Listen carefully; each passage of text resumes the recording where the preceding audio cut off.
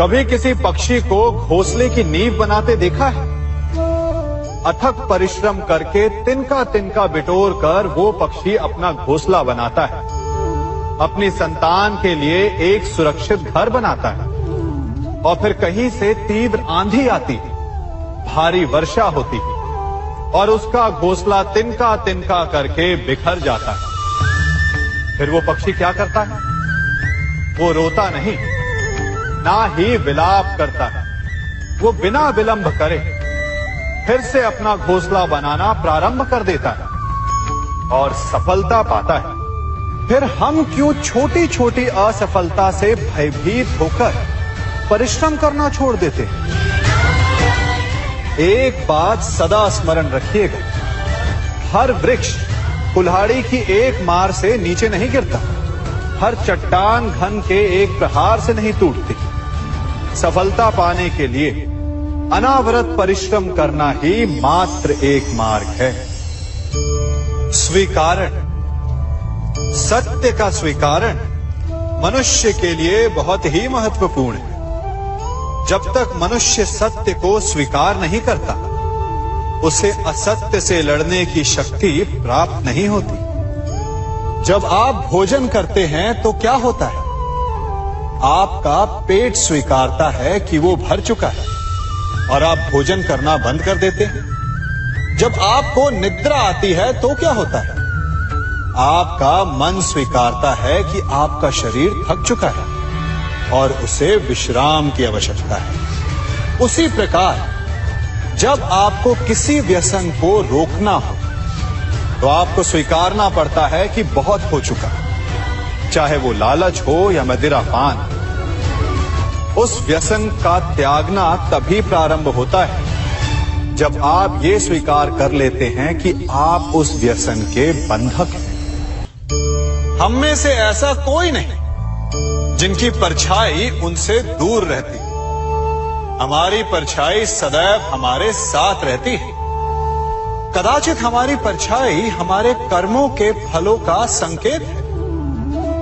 कदाचित इसी कारण कई बार हमें अपनी परछाई से भय भी लगता है, परंतु इस भय से निवारण पाने का एक साधन अवश्य है।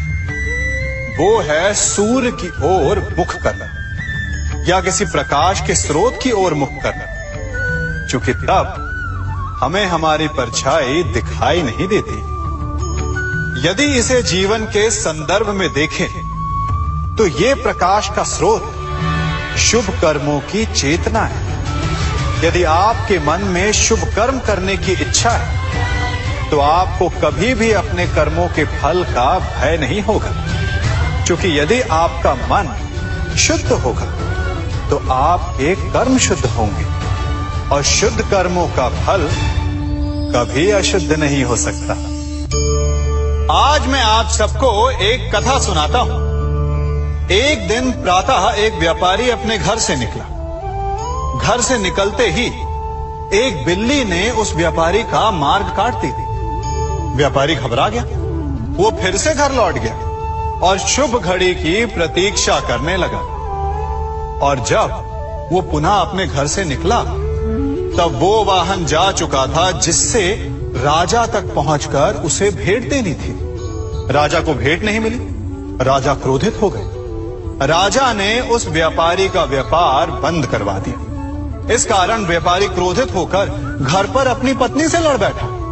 पत्नी अपने बच्चों समेत मैके वापस चली गई और उस व्यापारी के जीवन में यदि कुछ रह गया था तो केवल अंधकार। और इन सब का कारण वो उस बिल्ली को मानता रहा जिसने उसका मार्ग काटा था। ऐसा ही एक दूसरा व्यापारी राजा को भेंट देने निकला और उस व्यापारी का मार्ग भी एक बिल्ली ने काट दिया। वो व्यापारी तनिक घबराया, परंतु उसने आगे बढ़ना अधिक उचित समझा। राजा तक वो समय पर पहुंचा। उसने राजा को भेंट दी। राजा प्रसन्न हुए और राजा ने व्यापारी को अपना व्यापार बढ़ाने की अनुमति दी, स्वर्ण आभूषण दी। जब व्यापारी घर पर पहुंचा तो पत्नी को आभूषण और अपने बच्चों को देने के लिए वस्त्र थे उसके पास। हर ओर प्रसन्नता थी। समझ रहे हैं ना, दोनों के साथ एक ही प्रकार की घटना हुई, परंतु दोनों की प्रतिक्रिया भिन्न थी। ऐसा ही हमारा जीवन भी है। हमारे जीवन में प्रारब्ध का अपना स्थान है, परंतु उससे कई अधिक महत्वपूर्ण हमारी प्रतिक्रिया, हमारे सोच का प्रभाव है। क्योंकि यही हमारे जीवन को आकार देते हैं, इसलिए अपनी सोच को सकारात्मक रखिए। आपका जीवन सदैव आनंदमय रहेगा। आप इन दो पात्रों को देख रहे हैं। मेरे इस पात्र में जल है और ये पात्र मिष्ठान से भरा हुआ है। दोनों ही पात्र भरे हैं, परंतु देखिए, मिश्री को जल में मिला दिया, जल ने मिश्री को अपना लिया, मिश्री ने अपना अस्तित्व खो दिया, परंतु जल को अभिमान है कि उसका अस्तित्व अभी भी बना हुआ है। परंतु जो इस जल को चखेगा उसे अवश्य पता चल जाएगा कि ये जल अब वो जल नहीं रहा, ये अब शरबत बन गया। हमारा त्याग, हमारे बलिदान भी ऐसे ही होते हैं। जो इस बात को अनुभव करते हैं वो समझ सकते हैं कि कैसे हमने समय की धारा को बदल दिया। जो बलिदान देते हैं उनका अस्तित्व कभी नष्ट नहीं होता, अपितु उनका बलिदान संसार में कुछ ना कुछ परिवर्तन अवश्य लाता है। हम सभी कभी ना कभी, कहीं ना कहीं अपने जीवन में यात्रा अवश्य करते हैं। हमारी यात्रा में कभी पक्के रास्ते आते हैं तो कभी कच्चे रास्ते। पक्के रास्ते मनुष्य बनाता है और कच्चे रास्ते जानते हैं कैसे बनते हैं? चलते चलते बन जाते हैं। जब लोग एक स्थान से जाते हैं तो पैरों के दबाव से नीचे की घास कुचल जाती है। बार बार उस मार्ग से जाने से धीरे धीरे मार्ग स्वतः ही बन जाता है। और यही जीवन है, यही नियति है। जब आपके जीवन में आपको मार्ग ना मिले तो रुकिए नहीं, आगे बढ़ते रहिए और आपके पैरों के दबाव से मार्ग स्वतः ही बन जाएगा। हम सभी अपने जीवन में सफलता चाहते हैं, है ना? उसके लिए हम रात दिन परिश्रम करते हैं, कड़ी मेहनत करते हैं, परंतु फिर भी असफल हो जाते हैं। परंतु ऐसा क्यों होता है? कभी सोचा आप सबने? क्योंकि सफलता पाने का मंत्र बड़ा कठिन नहीं, बड़ा सरल है। उचित विचार, उचित समय, उचित स्थान पर उचित प्रहार। जब आपके विचार, समय, स्थान और प्रहार यानी परिश्रम उचित है तो सफलता आप ही को मिलेगी। जिस प्रकार एक लोहार लोहे से कुछ बनाते समय उस लोहे के सही ताप तक के आने की प्रतीक्षा करता है और समय आने पर उचित स्थान पर पर्याप्त बल से प्रहार करता है और लोहा आकार ले लेता है, ठीक उसी प्रकार आपकी सफलता भी आकार लेती है। हम सभी को अपने जीवन में कभी ना कभी निराशा मिलती है, असफलता मिलती है और अधिकतर लोग इसके पश्चात भाग्य का रोना लेकर बैठ जाते हैं। कुछ कहते हैं कि जिस स्थान पर मैं हूं उससे कई ऊंचे स्थान पर होने के योग्य था, परंतु नहीं जा पाया। किसी को पीड़ा है कि उसे जो मिलना चाहिए था वो उसे नहीं मिला, भाग्य ही बुरा था। भाग्य क्या होता है? भाग्य वन में खिला पुष्प देवताओं को चढ़ाया जाएगा, या किसी सुंदरी की वेणी में वो सजेगा, या फिर उसे कुचल कर उत्पाद बना दिया जाएगा। ये सब एक पुष्प के नियंत्रण में नहीं होता, परंतु जब तक उस पुष्प का अस्तित्व है सुगंध बिखेरना उसके वश में अवश्य है। परंतु भाग्य हमारे वश में नहीं, और जो हमारे वश में नहीं उसके लिए दुखी होने से क्या होगा। कर्म पर वश है, वो कीजिए और धीरे धीरे भाग्य आपके वश में आ जाएगा, क्योंकि कर्म ही प्रधान है। कभी आप ब्रह्म मुहूर्त में जगे हैं? जगकर देखिए, संध्या होने के पश्चात जब रात्रि का अंधकार सारे संसार को धीरे धीरे अपने अंधकार में निगलने लगता है, तो यही अंधकार ब्रह्म मुहूर्त में भोर होने से ठीक पूर्व तनिक अधिक काला हो जाता है। कुछ समझे? हमारा जीवन भी कुछ ऐसा ही होता है। जब हमारे जीवन की समस्याएं अपने अंत पर होती है, तो यही समस्याएं एक भीषण रूप लेकर हमारे समक्ष प्रस्तुत हो जाती है, और ऐसे परिस्थिति में अधिकतर लोग हार मान जाते हैं, भय खा जाते हैं। परंतु यदि आप हार न माने, भय न खाएं, दृढ़ रहें, निरंतर आगे बढ़ते रहें, तो प्रकाश के रूप में हमारा स्वागत करने के लिए सूर्य उदय सदा हमारे समक्ष प्रस्तुत रहेगा। आपने बरगद के वृक्ष को देखा है? जितना विशाल उतना दृढ़।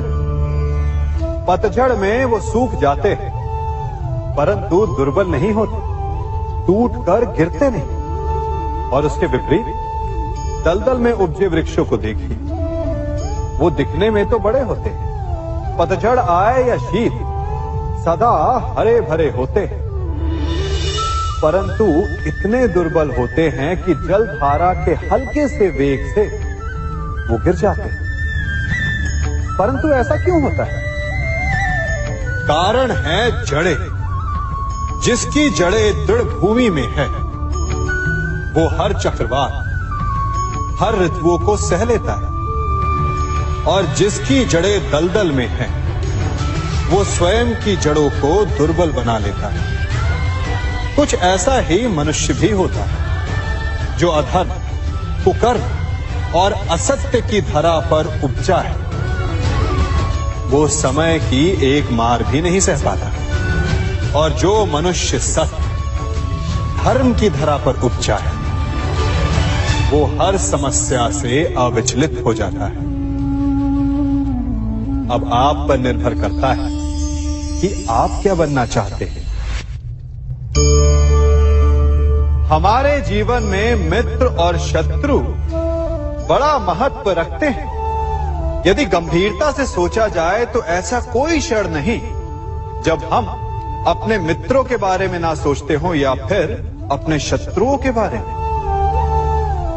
हमारा हर कार्य या तो हमारे मित्रों के हित के लिए होता है, या फिर हमारे शत्रुओं के अहित के लिए। हम हर स्थान या तो अपने मित्रों के साथ होते हैं, या फिर अपने शत्रुओं के साथ। कोई नहीं चाहता कि उनका शत्रु प्रसन्न रहे। हर कोई अपने शत्रु को नष्ट कर देना चाहता है, और ऐसा करने के लिए वो हर संभव प्रयास करता है।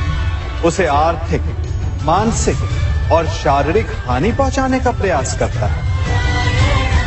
परंतु यदि मैं आज आपको ऐसा मंत्र सिखाऊं जिससे आप अपने शत्रु को सदा के लिए नष्ट कर दे तो, और वो मंत्र है मित्र बनाना। अपने सभी शत्रुओं को अपना मित्र बना लीजिए, और आपके सारे शत्रु स्वतः ही समाप्त हो जाएंगे। मैं क्या कर रहा हूं?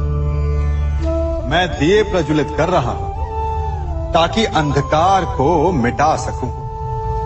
अब आप कहेंगे कि इसमें कौन सी बड़ी बात है ना?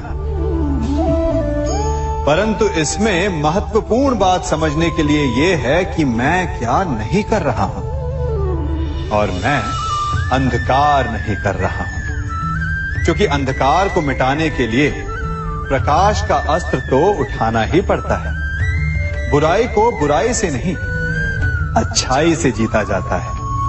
अन्याय को अन्याय से नहीं, न्याय से लड़ा जाता है। क्रोध को क्रोध से नहीं, क्षमा का साथ लेना होता है। ठीक उसी प्रकार एक लोहा लोहे को काटता है, परंतु एक ठंडा लोहा ही गर्म लोहे को काट सकता है। इसलिए यदि आपको अपने जीवन में विजयी होना है तो अपने शस्त्रों को, अपने अस्त्रों को सोच समझ कर उठाइए, क्योंकि एक अनुचित सोच परिणाम पर भारी प्रभाव डाल सकती है। आप सब सोच रहे होंगे कि ये क्या मैं करने लगा। मैं इस पौधे को जड़ से उखाड़ रहा हूं। आश्चर्य हो रहा है ना कि एक पौधे को उखाड़ना या काटना ना केवल एक अपराध है अपितु पाप भी है। तो फिर मुझे ऐसा करने की क्या आवश्यकता पड़ गई? क्योंकि कई बार विनाश ही सृजन तक पहुंचाता है। यदि नया भवन बनाना हो तो पुराने भवन को गिराना पड़ता है। व्यवस्था को परिवर्तित करने के लिए क्रांति लानी पड़ती है। और उसी प्रकार यदि किसी वृक्ष या किसी पौधे की जड़ों में घुन लग जाए या उसका मूल सड़ जाए तो उसे जड़ से उखाड़ देना ही श्रेयस्कर होता है, ताकि उस स्थल पर नए पौधे उपज सके। युद्ध करना पर्याय नहीं, परंतु कभी कभी शांति के लिए युद्ध करना आवश्यक हो जाता है। संसार में सबसे श्रेष्ठ क्या है? फूल या कांटे, प्रेम या घृणा, संपन्नता या दरिद्रता, मित्र या शत्रु? बताइए। अब आप भी कहेंगे कि भला ये कोई पूछने की बात हुई? अवश्य, फूल, प्रेम, संपन्नता और मित्र ही श्रेष्ठ है। परंतु क्या आपने अपने जीवन में कभी सोचा है कि हर एक भाव, हर एक वस्तु, हर एक घटना का एक गुण धर्म होता है? त्वचा पर जलन करने वाले फूलों से अधिक श्रेष्ठ वो कांटे हैं जिनसे आप अपने घर की बाढ़ बनाते हैं ताकि वन्य पशु आपके भीतर ना आ सके। वो प्रेम श्रेष्ठ नहीं जो आपको अंधा, लोभी, पक्षपाती बनाता। वो घृणा श्रेष्ठ है जो आपको नया मार्ग दिखाता। वो संपन्नता श्रेष्ठ नहीं जो आपको कृपण बनाता, मद्दांध बनाता। वो दरिद्रता श्रेष्ठ है जो आपको जीवन में परिश्रम करने की शिक्षा दे। कुविचार देने वाले, बुरा मार्ग दिखाने वाले मित्रों से अधिक श्रेष्ठ वो शत्रु होते हैं जो हमें जीवन का लक्ष्य दे दे। इसलिए अपने जीवन में हर वस्तु, हर भाव, हर घटना के गुण धर्म को पहचानिए और उसके पश्चात अपना चयन कीजिए। स्वर्ण। हम सभी को अपने जीवन में स्वर्ण से कभी ना कभी कुछ ना कुछ थोड़ा या अधिक मोह होता ही है ना? परंतु क्या आपने कभी सोचा कि स्वर्ण को प्राप्त कैसे किया जाता है?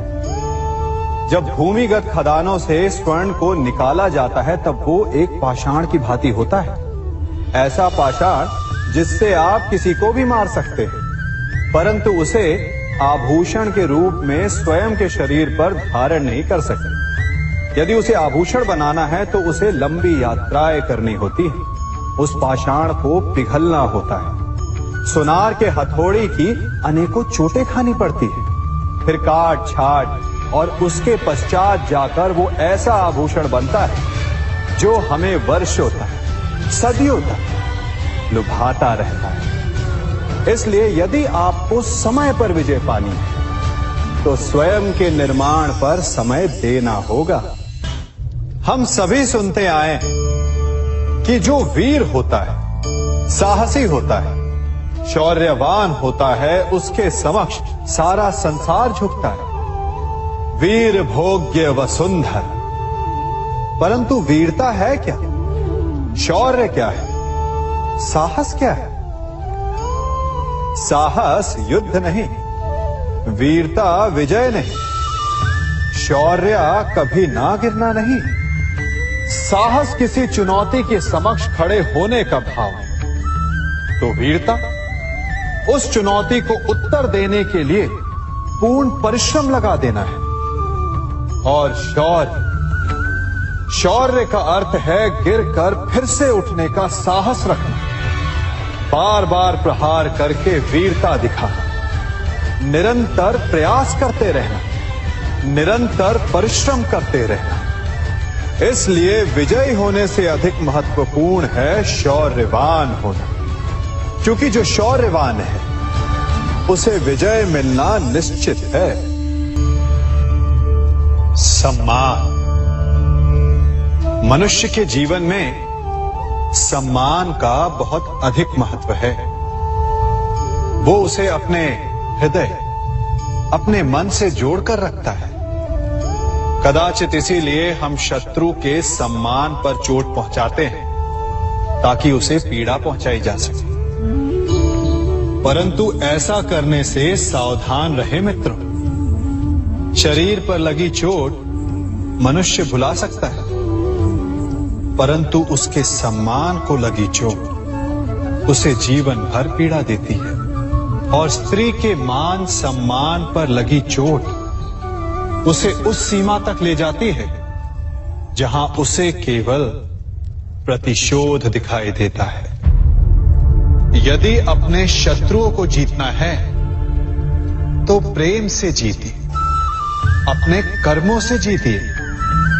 उन्हें अनुभव करवाइए कि उनसे भूल हुई है। किसी के सम्मान को ऐसी चोट ना पहुंचाइए कि वो आपका नाश करने पर उतर आए। स्मरण रखिए, किसी का अपमान करके आपके हृदय को कदाचित थोड़ा संतोष आ जाए, परंतु उस अपमान से आप कई हृदयों को आघात पहुंचाते हैं और अपने लिए एक शत्रु और बढ़ा लेते हैं। हम सब शीघ्र ही सफलता चाहते हैं, ढेर सारी संपत्ति और सुख चाहते हैं, और ऐसे में कई बार हम छोटे मार्गों का चयन कर लेते हैं।